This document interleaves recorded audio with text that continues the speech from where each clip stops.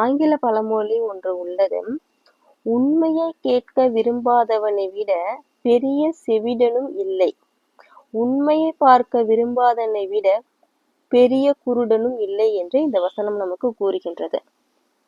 There are none so deaf as those who will not hear, and none so blind as those who will not see.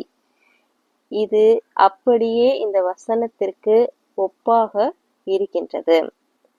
அதே போல சாக்ரட்டிஸும் நமக்கு சொல்லி இருக்கின்றார். அதாவது தான் அறியாமையினால் இருக்கிறோம் என்பதையே அறியாமல் அதை அறியவும் முற்படுத்தாத மனிதனே உலகில் மிகவும் ஆபத்தானவன் என்கின்றார் கிரேக்க தத்துவ ஞானி சாக்ரட்டிஸ் அவர்கள். இதை நாம் எப்படி ஒப்பிடலாம் என்றால், சிலை வழிபாடு அல்லது சடங்கு செய்பவர்களுக்கு நாம்